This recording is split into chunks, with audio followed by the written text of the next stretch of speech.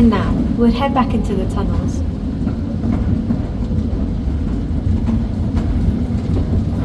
For staff in the 70s and 80s, life on the railway was like travelling back in time. I joined in 1979. When I first went down there, I was amazed. The lighting was really dim and it was very old. Everything was old. The furniture was old. The dust was everywhere. The conveyor belts were all needed a coat of paint. It was probably as it was in the 30s, 40s. Haven't changed since then. The year I joined, in 1987 onto the railway, was the 60th anniversary, and many generations had been through it. There were people there who were trained by people who were there at the very beginning. A lot of railway stuff had to be fixed in-house or made in-house, and you're seeing things that come from the early 30s still there and operational.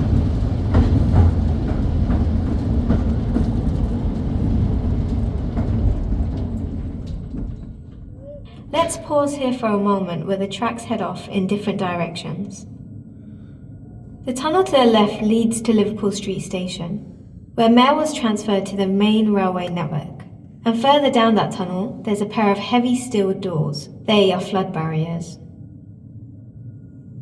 During the railway's construction, 10 men had to scramble to safety when water flooded into where they were working.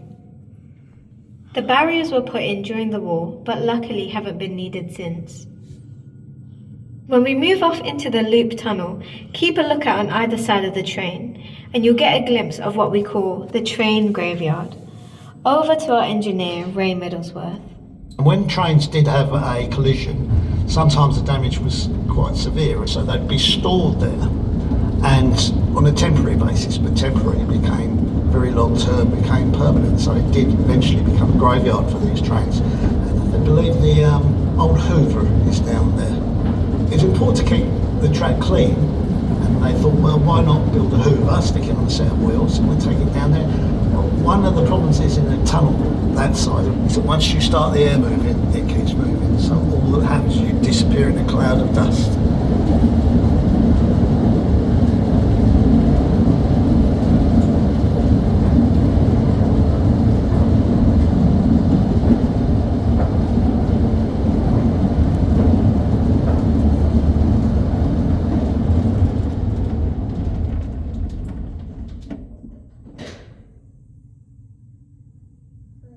Don't worry, it's gone dark because we've lost power to the lights, but they'll be back on any moment now.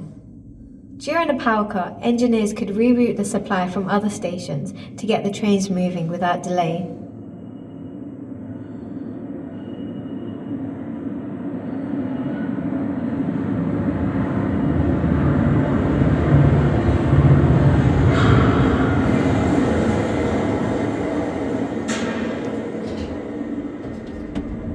Now that the lights are back on, take a look at the tunnel walls.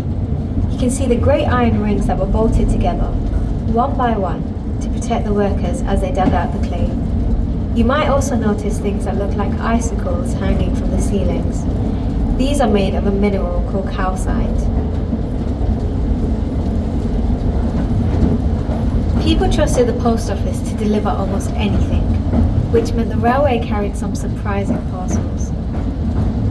I used to like bees. They used to post bees. I think they were in tubes that were broken up into little cells. And you pick a bag up and you go psst, and you got nice bees. They've got bees in there. Put them very gently into the container. I used to like that.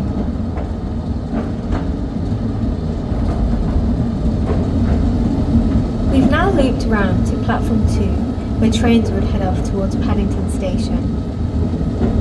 We want to give you an idea of what the railway was like when it was new in the 1930s. It was a world without emails and texts. Even telephones weren't that common. So you wrote and posted letters.